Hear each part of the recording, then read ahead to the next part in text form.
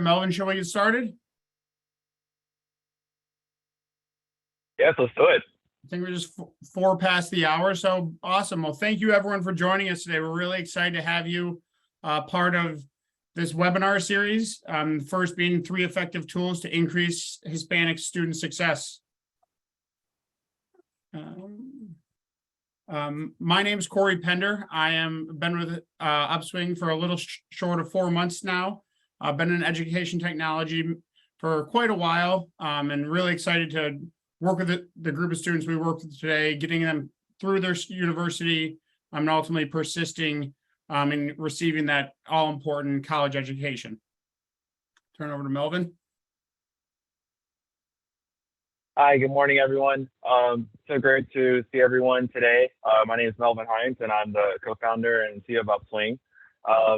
I have really gotten into the education space and just the overall idea of wanting to help support student success. Just based upon my experiences growing up, I grew up in a small town in South Georgia where I saw a lot of the impacts that take place when students don't always have the resources to succeed. And that really drove me to wanting to create a tool in an organization like Upswing. So I went to University of Georgia where at that time I co-founded and led a few tutoring and mentoring organizations. And eventually that led me to Duke University, where I was able to start a law review called the Duke Forum for Law and Social Change. As part of that year, that journal's first year theme, we focused on education inequities and inequalities, and it led me to connecting in with the dean of North Carolina Central University, where I had the opportunity to speak in first year student success, to be able to support them as adjunct faculty for 3 years. And after hearing many of the conversations that took place over that period of time, it led me to say, what are ways in which we can do something a little bit more on the scalable side? How can we continue to support students, not just academically, but beyond academics as well? And that really led to the culmination of starting Upswing back in 2013. And so we're excited here to be able to show for you all just a little bit of some of the data that we've been gathering, the insights that we've learned, and the ways in which we want to just continue to help support students here at Upswing and abroad. So thank you for being here today. Very proud of the group of students we work with and the wraparound services we really provide as supplemental services to what our great partners have on campus. I think that today's student is changing so much, and what they require has changed a lot very quickly in the last 5 years. So excited to share with you today. We're very proud of the depth of the partners that we have, ranging from large 4-year universities to many HBCUs and HSIs. And that's what we're going to focus on today, is, and where a lot of this information comes, is who are the students that Upswing serves. Today, nearly 50% of the students that we serve come from a household of less than $30,000 in income. Almost 50% of them are working while in college. 43% of them are African American or Hispanic. 31% of them are online learners, and nearly 30% of them are also adult learners. I think that really shows a makeup of today's student, and we'll talk about what their requirements are and how those have changed from the standard traditional student that was of previous times. Absolutely. And then, Melvin, did you want to talk about where the data comes from? Yeah, sure. So, we've, as I mentioned earlier, had the opportunity to work with so many different institutions to help think through what are ways in which we can support the students today. And what I'm really excited to share for you all today is data that is proprietary, completely our own data, unless you see specifically otherwise on a given slide. We have been able to find out some of these insights and glean some of these insights from nearly 1 million students that we've been able to support over the course of time. And that includes over 100,000 students who identify as Hispanic or Latino. Over 20,000 of those students, of which have actively used the Upswing platform during the course of this research that we're going to be showing you all today. It spans over 100 different subjects across 70 different colleges. So hopefully what you'll be able to see in the data that we're showing you are some really, really good and helpful insights that we can make actionable for you and your campus, whether you are, community college, whether you're a four-year university, an HSI. We've been able to support quite a few different colleges, and I think the data here will be relevant and pertinent to you all here today.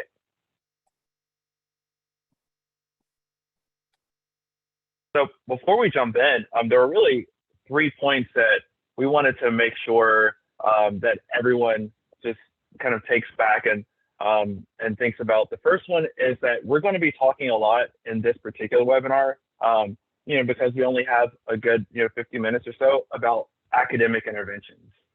But it's important to note that academic interventions don't solve every one of the students' needs. In fact, here's some of the internal insights that we found from some of our work, which shows that students who tend to come in and ask us questions, about 29% are struggling with something that's academic in nature. There are, of course, financial stresses, there are personal setbacks that people deal with, and a myriad of other things as well.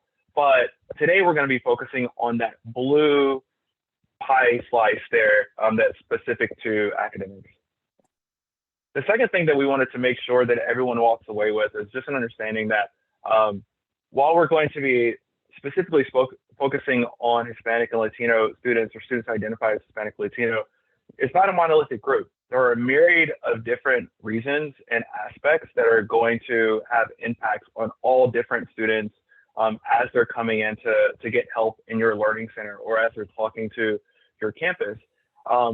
What we have noticed and what we have seen is that sometimes the way in which structures can tend to be set up for certain students can cause different types of deficiencies, and those are some of the ones that we want to be able to cover today. Basically, the big question is just how can we create better support tools and better support resources for Hispanic and Latino students. And the third thing is that we want to make sure that this is interactive.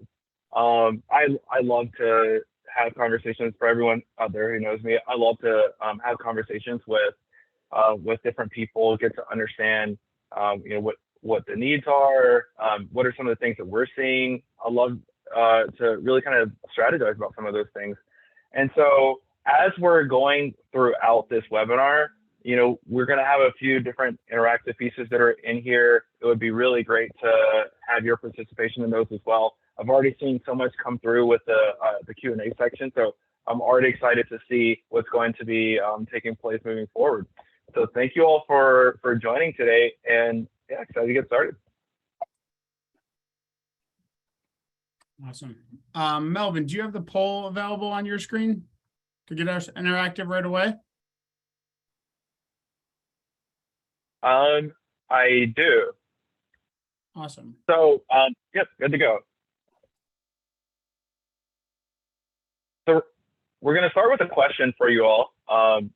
And the question is basically, which subject do you think that Hispanic and Latino students tend to perform the best in? We have, no, Corey. Oops. Pretend like you didn't see that part there. So A is reading and writing, B is science, and then C is math. And we're going to launch the poll. Hopefully people didn't see what just took place there. And we'll give people an option to, a couple seconds just to kind of write in, what do you think is the greatest performance here? User technology error.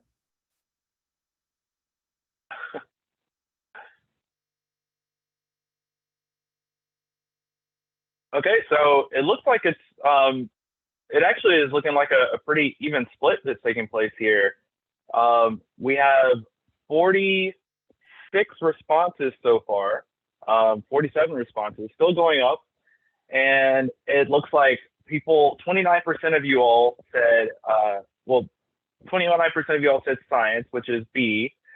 35% said reading and writing, which is A, and 35% said math. Okay, it switched a little bit more again. So 31, 35, and 35. So basically an even split here. So what is really interesting is, and you can go to the next slide now, Corey, is that what we found in our data is that Latino students are actually most perform best in their reading and writing courses above all three of these. So we're more likely to see them succeed in reading and writing than in their science courses, and we're more likely to see them succeed as well than in their math courses. You can click the next slide here, Corey. And so I can show you what those percentages push out to right here. So you can see what we've been able to see in terms of passage rates as well as enrollment to kind of see where that difference is. What's really interesting, and typically what I would ask here is, what is it that you would imagine is the is the reason why you see certain subjects performing a lot better than other subjects, and what have you seen on your campus? This is usually when we have the chat open, but I know that we're still kind of working to get the chat piece together. But certainly in the Q&A or in the open Q&A, if there's some things that you all have seen on your campus, would love to hear you provide some of your feedback there as well. And Corey, if you want to click on to the next slide here, here's just a few other courses that we've also noticed that tend to cause problems. So algebra, of course, is one, developmental math, and general biology can tend to be one as well. One of the things that's really interesting about the data that we have here at Upswing is that we tend to take a look at not just the subjects, but the subjects based upon different subgroups as well, and how can we create levels of support for them. But here's a point that I really wanted to spend a little bit of time on here. So we call it the give up factor. Basically, what we found, as you all saw earlier, is that students are much more likely to succeed in their writing courses than in their math courses. But what we've noticed is that if a student fails their writing course, if a student identifies as Hispanic or Latino fails their writing course, they are 2 times as likely to quit school altogether than if they fail their math course.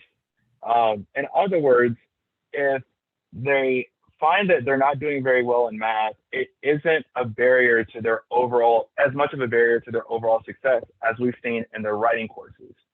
And I'd love to just kind of, hear if there's anything that you all have seen interesting in your schools as well, that might help to identify this and understand why that might be the case. I actually had an in-person presentation at a recent conference in Texas where I was highlighting this data, and some people mentioned some things such as the fact that when you are taking writing, it's almost a referendum on yourself, right?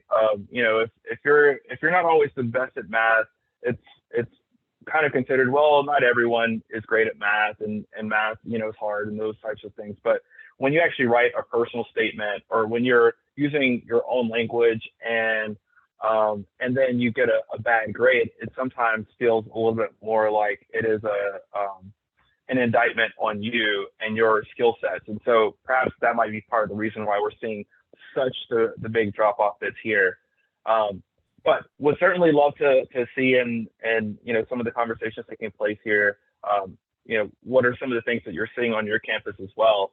And in the meantime, I want to highlight for you all the first tip that we have for you today. So if you want to go to the next slide here, Corey. The first tip that we have is that to really focus on increasing these overall retention rates among Hispanic Latino students, you want to make sure to increase the focus on support for those developmental writing courses. Over perhaps other developmental courses, what we've seen with developmental writing is that it can be such a barrier, such a reason for students to decide that perhaps academically, this entire endeavor I've decided to pursue just isn't for me. And we want to make sure that they stay in school we want to make sure that they continue to persevere beyond some of those early hiccups. And so that's why this is such an important tip for everyone to take away today. At Upswing, we really think of taking writing back to the start, helping students begin their writing from the beginning of the writing process in our writing lab, to helping them with their pre-writing and drafting.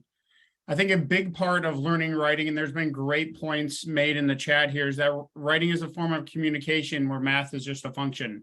Helping them communicate properly to their students or to their professors in their writing, as well as helping them with the editing, and then also ultimately the citations. I think now everything is being, a lot of the leaders I've spoken with are being an APA. How can we help them with their citations? And one thing we do with Upswing is make it very easy for them to follow the instructions based upon the type of style, the medium it's coming in, and then the source type. Following citations, we go into a really, really powerful tool that our students talk to us about, and that's going to be our assignment review.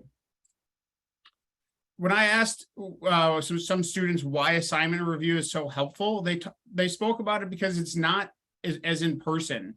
One of their words specifically were that it meets their social and emotional needs better, because they're not very comfortable with live video sessions or in-person sessions. It's someone that can objectively look at their writing, give them an honest feedback. And this honest feedback comes in very quickly. Our assignment review allows for 24/7 drop-off and review, and has a feedback of generally 48 hours. So the ability to connect with someone who's not right in front of your face at a time that works for you as a student has been imperative to students succeeding within our assignment review. And I think the last part is that the online drop-off is there's a lot of students, as we spoke about earlier, who are going to school, are a working parent, who are an adult learner and have a lot of things going on at home. So how can we make it fit their schedule best? Yeah, absolutely. And I like what some of the other people have been mentioning in the chat as well. Ms. Williams mentioning that, if you're grading on technical writing versus the message conveyed by the topic, those two things can have perhaps varying impacts on the personal psyche of students who are looking to continue on it versus thinking that perhaps this is the end of the road for me. So really like that aspect there. This last point that came in is really, I think, wraps it up, and is that Hispanic students are highly value communication, and that with reading and writing, when they feel failure in one of those areas, in an area that they value so much, it's highly demotivating. That's exactly what we're talking about that give up factor. So what can we do to progress them through to make them feel like they're being heard by the right people? Thank you so much for that point. So that takes us. Oh, sorry, go ahead. Go ahead, Melvin. Yeah, sure. So that takes us to our second tip. And this one is that requiring just 2 interventions over the course of a semester can really help to increase overall Latino persistence by more than 10%. And this was one of the things that we really found interesting as we started to dive a little bit deeper into the data, because a lot of times people want to understand specifically what is it that we need to do. Do we need to introduce a new program? Do we need to, what is the end?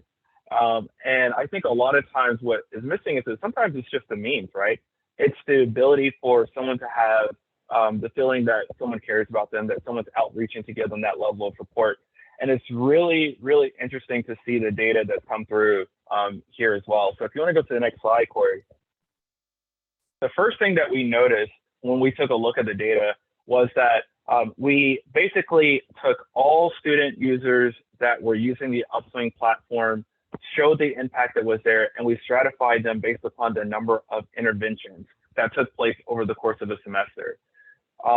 What we found was that for those who didn't received any interventions over just a 1 semester period, so no more than 4 months, the failure rate was actually 3 times as high as those who got at least 2 interventions over the course of that semester, regardless of what those interventions were. And that was something that we really wanted to dive a little bit more deeply into. So if you want to go to the next slide here, or I wanted to share with you all just an example of one of the stories that we heard when we dived a little bit more deeply into understanding why it's the outreach, sometimes even more so than the actual activity itself, that can have that impact. So I want you all to kind of, transform yourselves back to the early days of the pandemic, that April, kind of May time frame. Schools all across the country had been shut down in person. We were all moving virtually, but there were still deadlines that were important for students to make sure to stay on top of. So we have a virtual assistant called Anna, and the virtual assistant works over texting. And so one of the pieces of information that Anna sent out was to just send a reminder, said, hey, don't forget to start filling out your FAFSA for fall 2020. Never too early to start the process. And one student in particular replied back that she had already filled out her FAFSA, but that she had decided that she wasn't going to continue on with school. So at this point in time, the decision had been made. She hadn't really told anyone. She just knew that was what she was going to do. And so Anna replied back and asked, what's going on? Is there anything that we can do to help? And that's when the student really started to just unload on so many different things that had been happening to her just over the course of the last few months. She mentioned being behind on her assignments, that she didn't know how to get in contact with her professors anymore. And then she started going even deeper than that. She told us that she had 3 kids that were at home that are now suddenly also having to be schooled remotely. And that, just to add more on top of the problems that she was dealing with, she was in a car accident. She wasn't sure how she was going to be able to get to work, to just pay all the bills. And it just felt like a spiraling avalanche that just made it where she just felt like there was just nothing else left for her to do on the education side other than quit, so that she could really focus on some of those other pieces. So, because this information was here, what we could do is help her to understand that, hey, there is actually an entire resource of tools that are available at your disposal. They weren't tools that Upswing created. They were tools that her own campus had created. She just didn't know where to look. And so we did things like got her in touch with a professor. We did things like got her in touch with emergency grant funding, a laptop loan program, so that she was able to, do her work at home and have her kids do their work as well. And 3 weeks later, she wrote, and I took all 3 of my exams and made 2 100s and a 98. Thank you so much. You were heaven sent. When I started having trouble, you started texting me and didn't even know. I would have dropped out if it wasn't for you. So thank you with all my heart. And I think this is just one small example of what can take place when we proactively make students engage with us. Because a lot of times we feel like we're sending them all this information out, whether it's over email or whether it's over, flyers on campus, things like that. But right when students are struggling, sometimes they maybe have blocked out some of those things and kind of tend to, think that there's nothing available to them, when in actuality, across all the different campuses that are represented here, there's plenty of resources. So really requiring those 2+ interventions can have a significant impact on Latino student achievement. But it's not just on Latino student achievement, it's specifically on developmental students as well. So what I want to do is show you this slide here. What we did was, once again, we stratified the groups based on no interventions and 2 or more interventions. And we looked specifically at grade data this time around. So what you'll notice is that, of course, as you would tend to expect, those students who are receiving 2 or more interventions are more likely to do well in their courses than those who don't, right? This isn't really too much of a surprise. As you can see here, A's amongst 2 or more interventions is hovering around 35% versus 30%. Withdrawal rates on the complete opposite side of the spectrum is hovering around less than 10% versus around close to 15% for those with no interventions. But what's really, really interesting here is that if you go to the next slide, Corey, and take a look specifically at students that were in their developmental courses, the impact is monumental. So now let's take a look at the A's again. The students who had A's were almost twice as likely to have received 2 or more interventions that semester than those who didn't receive A's. And when you take a look at the withdrawal rates, at least from what we've seen in our data, not a single student that went in and received those 2 or more interventions withdrew from their course over the course of that semester. Whereas 10% of students in this particular course withdrew based upon not having received any after-school interventions that would have helped them to support their developmental courses. So this just really tends to hopefully highlight for you all just how critical and pivotal it can be to require particularly Hispanic Latino identifying students who are in developmental courses to get that level of support outside of that classroom. And here's one other study that I thought would be really interesting to share for you all today. So one of our schools conducted a study with Rice University to explore the overall impact of these interventions, right? And so in this particular case, the intervention was particularly in the writing course. And I know that for some that chart here on the left-hand side can look a little on the small side, but don't worry, we're going to be sending out all the slides to everyone. But what was really interesting was that if you look on the x-axis, you'll see the number of times that students went in to receive support services. And on the y-axis, you'll actually see their projected GPAs. And then every one of these charts, what you're noticing is it's split by a specific group. So they split it by minority group and they split it by gender. So Black females and Black males on the top, Hispanic females, Hispanic males on the bottom. And what you're noticing is that these red dots are increasing for each intervention that's taking place over the course of a semester. And that just highlights once again the impact of requiring these interventions for all students who are coming in their first year to get that level of support.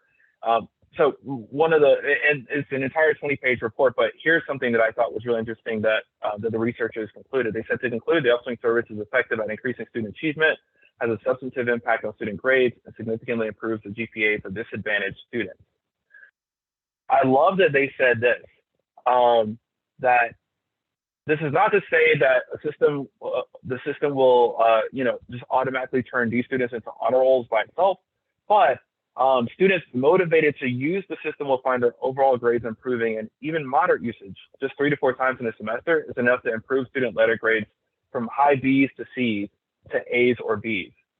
What I really thought was interesting here was the fact that this cuts across whole different swaths of demographic groups. And in particular, and later on in that report, it says that it's enough to take a student who comes into college not ready and actually to make them ready by the end. All this is really saying in summary is that if we can take students on that first day, first week, first semester of school and get them into a rigorous method of staying on top of their coursework, getting the help when they need it, we can really start to see that persistence level increase and ultimately the retention level increase. I think another thing when we think about interventions, we think about tutoring or using assignment review, but there's a lot of other ways and some takeaways we've talked to our partners that can be interventions. Creating those student ambassadors to pitch in on campus during key periods, around midterms or finals week to keep students on track. Having study halls with food to come. It's something that we can be really beneficial for students who maybe have some food insecurity, can come and get more time in those certain areas. One thing we all really encourage our partners to do is make sure the students know about Upswing many times throughout the process. Something I think our engagement team does wonderfully. Having the Upswing be mandatory within the syllabus or even in the last page for students to review. And then even adjusting your learning center hours. Certainly we'd be proud to partner with you to do that. But anything to increase that access for students can be extremely helpful and great takeaways for everyone on the call today.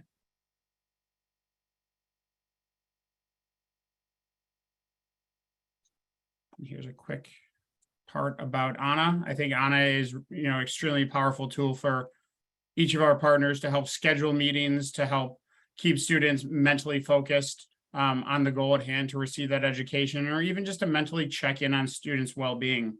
I think mental health is a major crisis within colleges and universities today. So anything we can do to make a student feel comfortable speaking with someone, we want to be there to support that.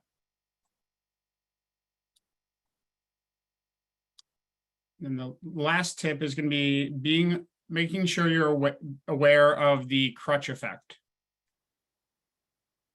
Yeah, so this one was another interesting tidbit that we learned, and I'll just go ahead and tell people to kind of hold on to your seats because there's a little bit of data that's here. I'm going to try my best to explain as we're going through this. So the crutch effect, is there such a thing as too much of a good thing, right? So part of what we wanted to do was take a look at, okay, what is taking place across different groups of subjects. And in this particular case, we began to take a look at Latino versus non-Latino identifying students and how much tutoring were they coming in to get help in. So as you could see here, in many different subjects is about even, but in science, Latino students were much more likely to come in to get help there. About 12 points difference there, and less likely to get help within the math, 9 points difference. So as we started off going through this data, we were saying, okay, so we should start to see some much more successful rates in some of the science courses, right? Well, as we started to dive a little bit more deeply, if you want to go to the next subject or next slide, Corey, we really started to notice that the distributions were a little bit different from what we were expecting, particularly in this subject compared to some of the other ones. And so the question just started to become, okay, why are we seeing this dichotomy, particularly in this subject in particular? So our data science team decided, let's dive a little bit more deeply and see what we can find out here. Before I share with you all what they uncovered, I wanted to share with you a blog post that someone mentioned that I thought really helps to encapsulate it pretty well. So it was from the Chronicle of Higher Ed. There was an admin who was posting that, she teaches in computer science, and that, their big goal was to have their students come in and take advantage of tutoring, and that some have really been responding enthusiastically to it. She says, this sounds good, right? Isn't this what we want our students to be doing? But then she mentioned something. She mentioned that there can be negative effects when students overly rely on tutors. She mentioned that the biggest problem, of course, is that tutors end up writing much of students' programming projects, meaning the students learn little. A few times I've gotten submissions of essentially the same program from multiple students, and when I hauled them in for plagiarism, I found out they all independently work with the same tutor on the program. I've even heard students complain to the tutoring center director about a particular tutor if the tutor won't write their code for them. But I love this part here. She says, that's not the biggest problem, really. The real problem is that so many students end up using the tutors as a crutch. They don't learn how to debug a program on their own, or how to look up information they don't know, or how to think through a problem and design a solution. What happens when many of these over-tutored students get into the senior level courses where there's really no tutor support anymore and bomb out? And she goes, of course, she mentions that some have even complained that the capstone project, for example, didn't have any tutors available. And she says, well, of course not. The whole point of the capstone project is to show your ability to think through the problem yourself. When I see calls to eliminate remedial education and instead support underprepared students in regular courses with extensive tutoring, I wonder if this could happen in other majors. Do students learn to write well enough on their own for upper level courses if they only can make it through basic comp with a lot of tutoring? How about students in math courses? Does anyone else share my qualms about over tutoring? And that was a really, really interesting insight and tidbit here, because as you'll see on this next slide, that's precisely what we saw. So here we go. We basically split up all the students that we had in this particular cohort among those who identified as Latino and identified as not Latino. Every bar that you see that is blue are students who are identified as non-Latino. Every bar that you see that is in green are students who are identified as Latino. Okay, then we split them up even further. So within the blue bar, the darker, stay there, Corey. So within the blue bar, the lighter color blue are those who came in to use the system at the top 2% of the level. This means that they were the 2% highest usage students of the entire platform. And then everyone else kind of made up the standard for the darker blue. And in the green, same thing. Among those who identified as Hispanic or Latino, those who were in the lighter green were in the top 2% users. So if the average user was using maybe 3 hours, a semester, the lighter green might use it 3 hours a week or an hour a day, really kind of relying on that crutch as we're talking about. So this is how you should look at this graph here. So now let's see what takes place. Okay, so for those who don't identify as Latino, we're noticing the percentages here are about the same. Reading and writing was right there, natural sciences right there, math right there, other subjects about right there. But when we take a look at those who identified as Hispanic or Latino, what we start to notice is that the top 2% users were failing their courses at significantly higher rates than the regular cohort. In other words, those who were using tutoring as a crutch were much, much more likely to fail their courses than those who were using it kind of on a more regular tempo basis.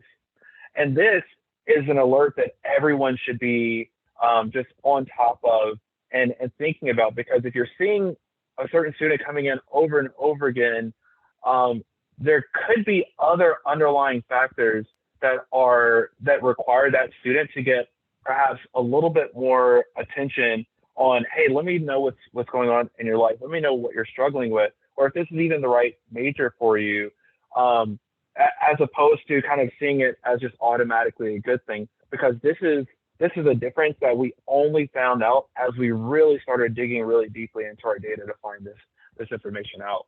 And so that's what we call the crutch effect, is really starting to see that inverse relationship between just your hyper focused users and their ability to succeed and pass in their courses.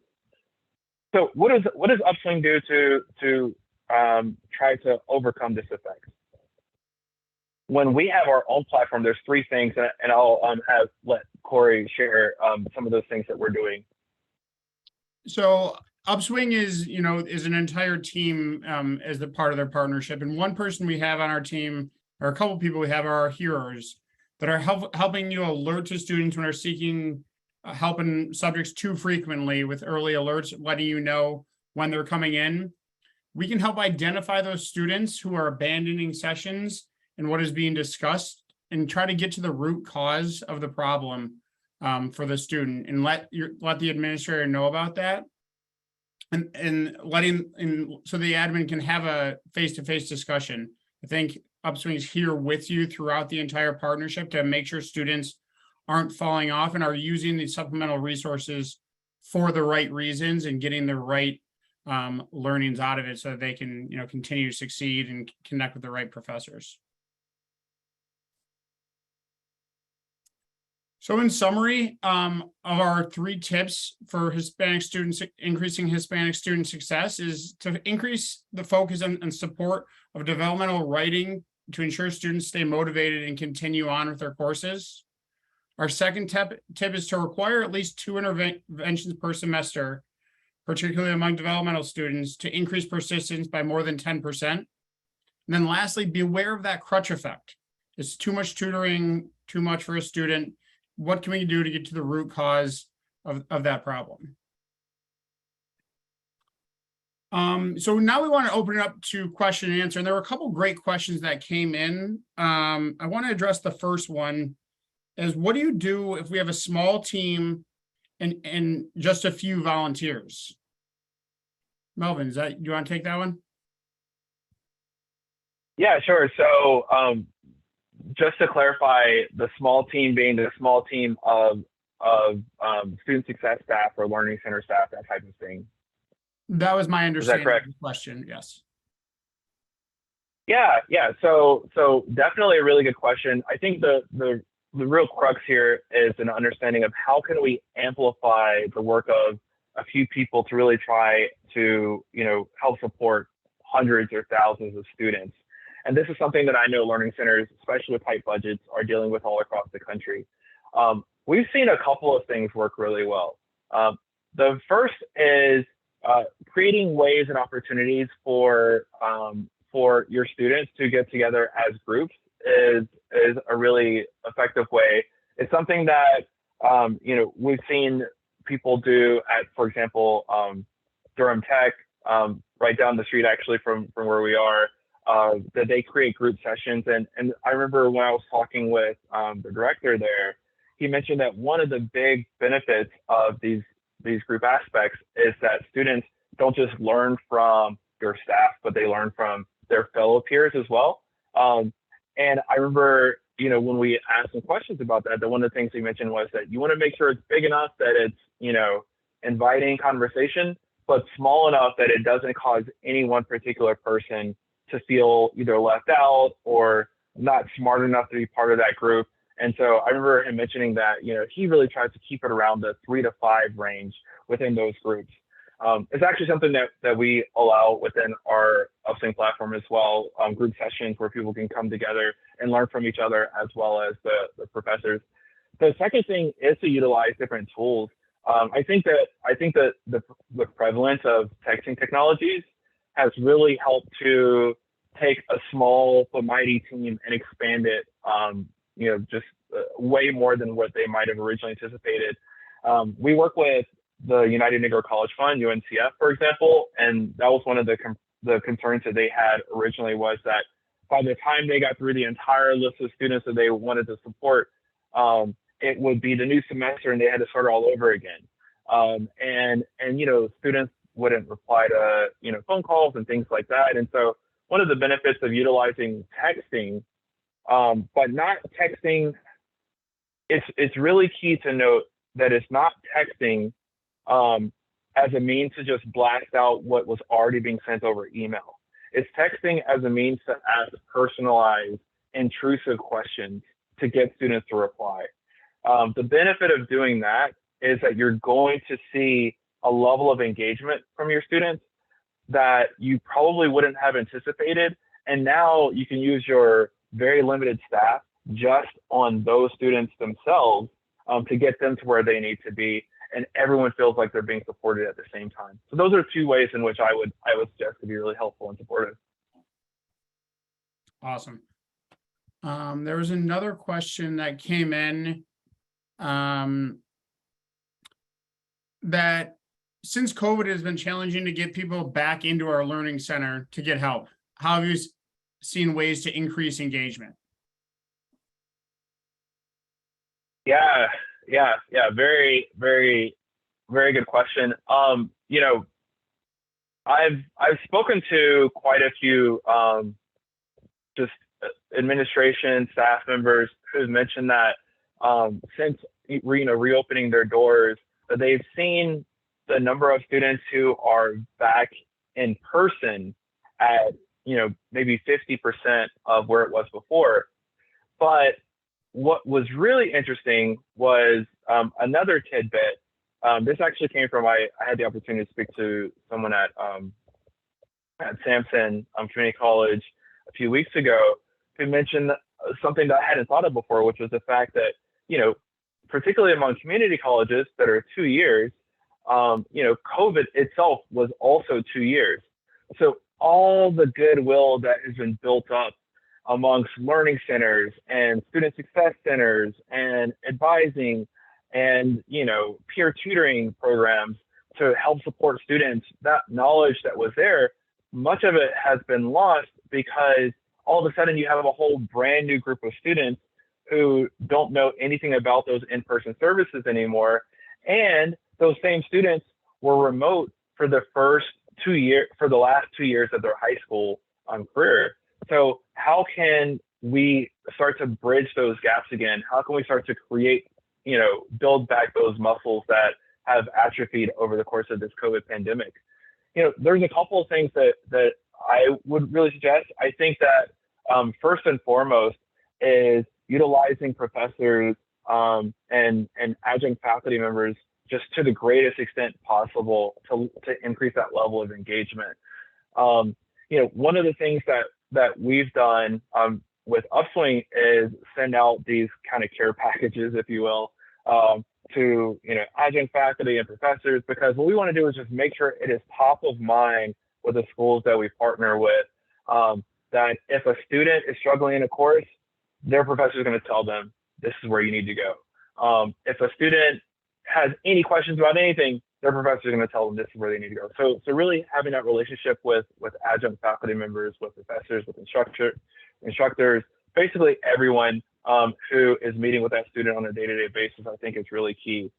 And the second thing that I would say is, as we're diving much more deeply into what it looks like for students who are, slowly, maybe gingerly coming back onto campus, figuring out ways to meet them where they are is really key as well.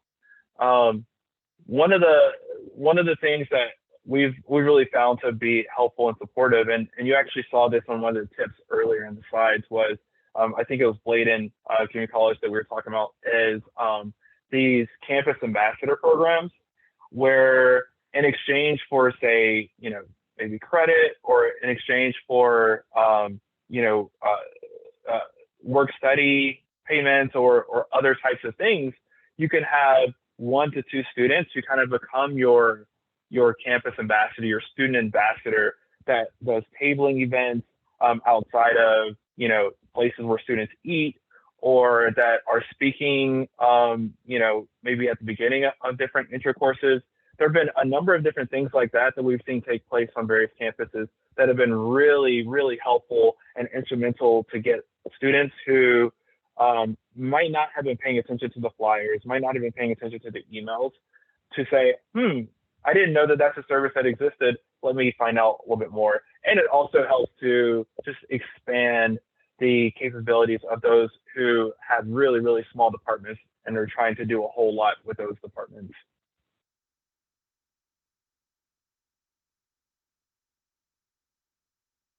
Another important question I know that's on a lot of people's mind is, what is Upswing doing to ensure we're providing the value to our partners? How do we measure the value to our partners? Yeah. So I think I think this is a really good question, and kind of also dovetails into that next slide that you had there, which is that I think that when I started Upswing, the reason why I decided to start it was because I saw the impact of not always having access to resources and knowing where those resources are. When I was when I went to my high school in Albany, Georgia, we had 250 students in my freshman class, and only 68 of us ultimately ended up graduating. So to me, it's not enough to just say we're doing things. We have to understand what the impact is of those things that we're doing. we want to get a better understanding of what messages that Anna sends out resonate and don't resonate. What modules that we offer are ones that students need, and if they're not click on those modules, why? And when students are saying that they're looking to quit, as in that earlier story that we shared, how can we find out a little bit more about why that is the case, and what can we do to keep them on that pathway, keep them on track towards graduating? With our data science team, we've been able to do over a dozen retention impact studies, randomized control trials. Many of our schools have conducted their own studies, and we find that to be really a key part of what we do here at Upswing. And so, I would love to, continue to help other schools as they're taking a look at which tools work best for certain students, which tools don't work as well. What are the things that we're learning across institutions so that we can, make sure that we're just continuing to push up those retention rates, especially in this kind of post-COVID world that we're in. I just think it's really critical to have that now what part of what we're talking about. And that's the whole reason behind this study today, is that we didn't want to just share a bunch of data. We wanted to share some really concrete action steps that people can take back with them as they're going back to their learning centers and wanting to improve, on the lives of their Hispanic Latino students. So hopefully that was something that was helpful for everyone that's here. And, I'd love for us to be able to do, similar studies and on, our Black and African American students and others as well. So but that's how I would answer that question. Awesome. Thank you.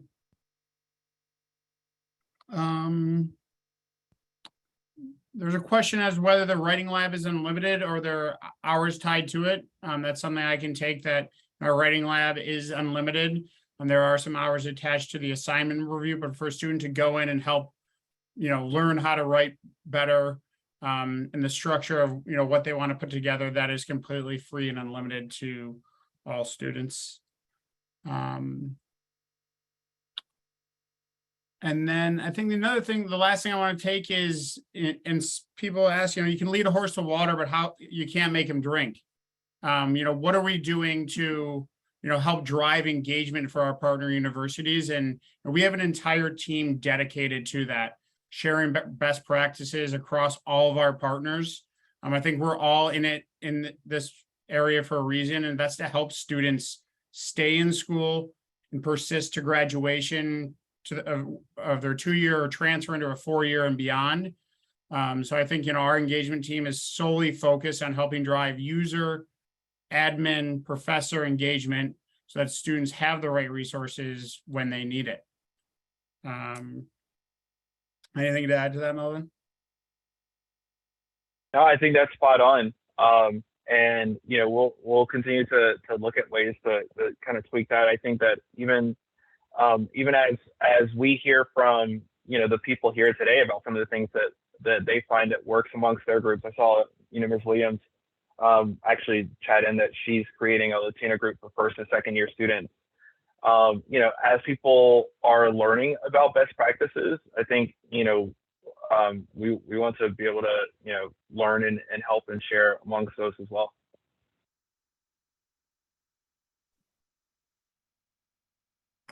Awesome. Erica, thank you for joining us. I'm glad you enjoyed the information and hope we have the opportunity to connect in the future. And I think that is all of our questions. So with that, there's one question I will follow up, Keisha, with you regarding your question. And, please take down our information. We'll leave this up for a moment. It was a pleasure being with you all today. Yeah, thank you all for your time today.